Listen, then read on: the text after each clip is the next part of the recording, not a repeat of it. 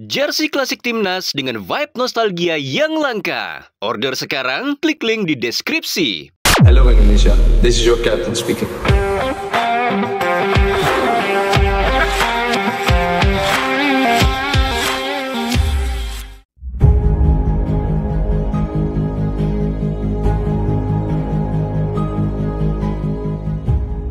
Jika ada satu pemain paling underrated di timnas Indonesia, maka dengan sangat yakin kami bisa mengatakan pemain itu adalah Ivar Jenner. Mengapa kami mengatakan demikian? Karena Ivar menjadi sedikit dari pemain timnas yang perannya begitu penting, namun sangat jarang mendapatkan sorotan. Bahkan video yang pernah kami buat khusus membahas tentang Ivar menjadi salah satu video dengan jumlah viewers paling sepi di channel ini. Namun kita tak akan berhenti mencoba menceritakan bagaimana peran seorang Ivar yang begitu penting bagi timnas, tetapi seakan tertutupi oleh pemain-pemain timnas yang lain.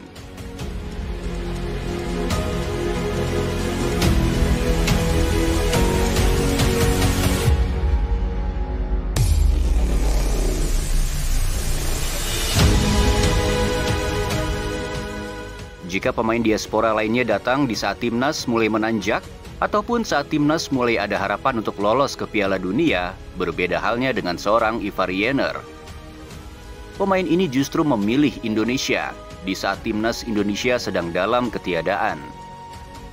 Bayangkan saat itu usianya masih 19 tahun.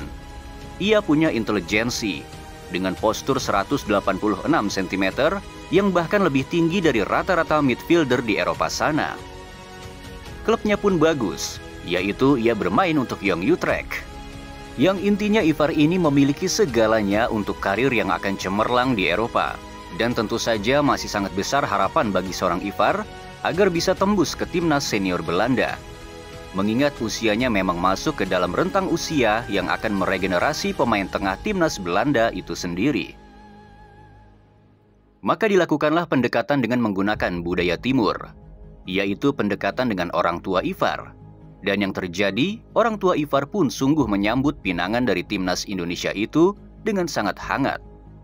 Walaupun mereka juga tahu persis jika putranya punya potensi yang tak main-main dalam beberapa tahun ke depan. Exco PSSI yaitu Hassani Abdul Ghani menawarkan Ivar dan orang tuanya, yaitu sebuah tawaran paling menggiurkan bagi pemuda yang masih sangat belia. Apalagi kalau bukan tawaran untuk bermain di Piala Dunia U20. Yang kala itu timnas Indonesia telah ditunjuk sebagai tuan rumah. Namun kesetiaan Ivar Jenner pun diuji saat mengetahui bahwa Indonesia dicoret menjadi tuan rumah oleh FIFA.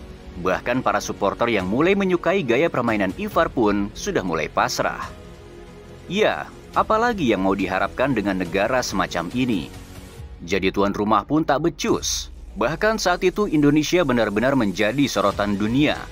Bukan karena prestasinya, melainkan karena sebuah tragedi, yaitu tragedi Kanjuruhan. Coba kita tanyakan pada diri kita, jika saat itu kita adalah pemain yang punya potensi yang teramat besar, ataupun jika kita memiliki seorang putra yang sudah dibesarkan dengan susah payah, apakah kemudian kita akan membiarkannya memilih sebuah negara yang faktanya sungguh sedang tidak baik-baik saja dalam hal sepak bola kala itu? Mungkin banyak di antara kita yang akan memilih sebuah pilihan paling realistis dan paling aman, apalagi kalau bukan tetap menjadi pemain di Belanda. 22 Mei 2023 akhirnya terjawab. Ivar Jenner mengucapkan sumpah untuk setia ke Indonesia, sebuah negara yang sepak bolanya saat itu penuh dengan ketidakpastian. Tak ada yang bisa menggerakkan hal seperti itu kalau bukan karena cinta dari si pemain ke negaranya. Maka coba cari saja kalau ada pemain timnas kita yang mencetak gol, kemudian ia berlari dan langsung menghampiri ke tribun penonton.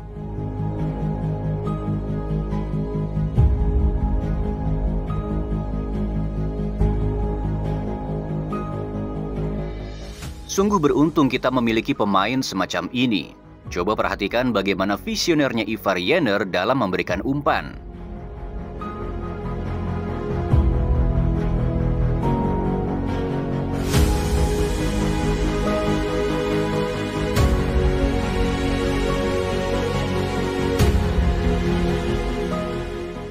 kemampuan Ivar di lapangan tengah pun sungguh elok untuk dipandang.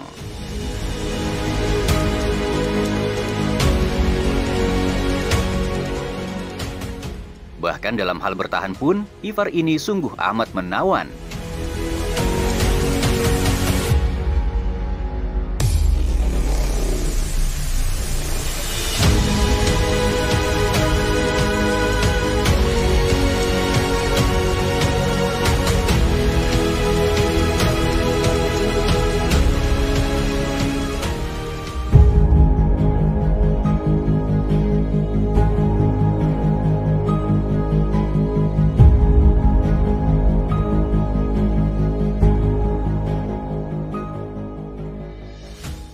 Saking baiknya permainan Ivar, pemain timnas lainnya pun sampai menggelari julukan seperti ini. Kita tentu sudah pernah menyaksikan bagaimana kondisi lini tengah timnas saat ada Ivar Jenner di sana. Ketika melawan Jepang, Tom Haye dan Nathan telah gagal mengimbangi lini tengah tim Samurai.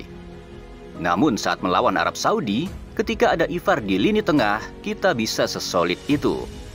Walaupun memang ada perbedaan kualitas antara timnas Jepang dan Arab Saudi, namun saat ada Ivar mengawal lini tengah, permainan timnas sungguh sangat hidup. Ya, itu di timnas senior. Kita tentu masih ingat bagaimana peran tak main-main yang Ivar tunjukkan dalam gelaran Piala Asia U23. Ivar tak hanya membawa timnas lolos ke Piala Asia U23 untuk pertama kalinya, bahkan sedikit lagi berhasil membawa timnas lolos ke Olimpiade di Paris.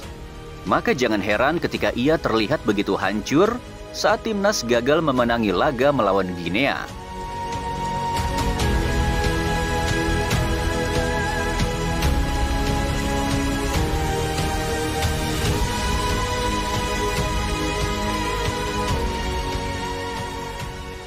Ivar ini juga bukan tipikal pemain yang egois. Ia bahkan rela mengorbankan dirinya untuk timnas. Sedikit flashback saat melawan China. Kala itu timnas sedang tertinggal 0-1. Para pemain lain mulai maju ke depan dan meninggalkan pos pertahanannya.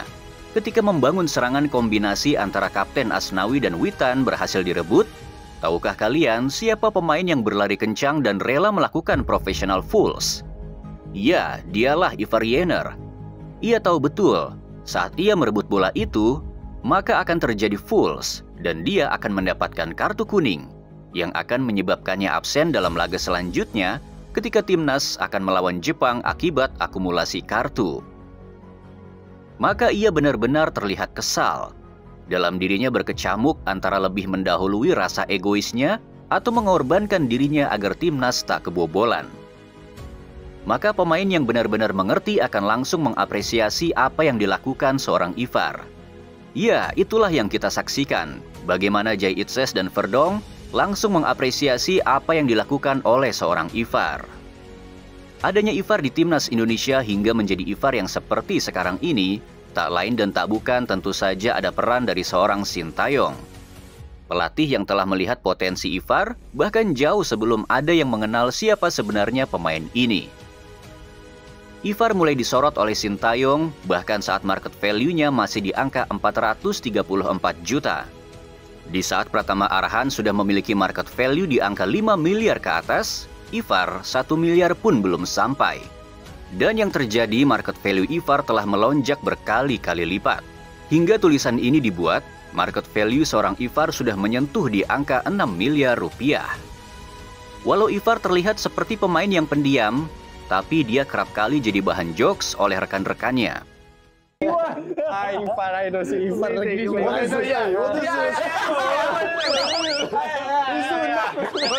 Ronaldinho. Namun siapa sangka, ia pun juga membalasnya dengan cosplay menjadi Arhan yang bersiap akan melempar bola.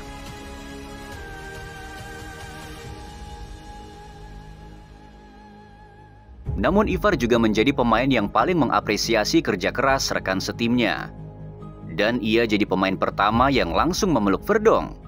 Ia begitu mengapresiasi atas long run dari seorang Verdong saat terciptanya gol Marcelino. Dari semua itu, ada satu kenangan yang sulit kita lupakan antara Ivar dan Sintayong.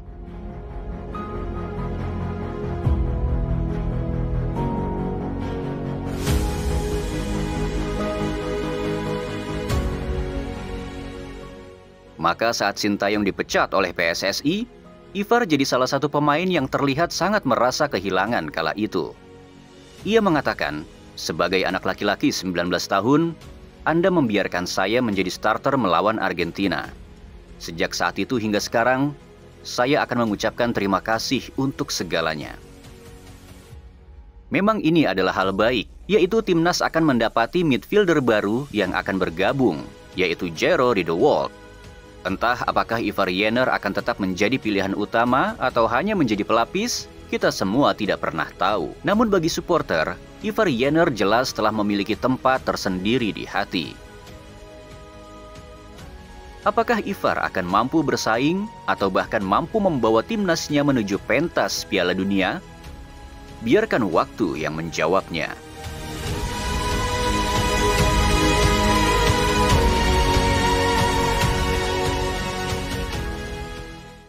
Jersey klasik timnas dengan vibe nostalgia yang langka. Order sekarang, klik link di deskripsi.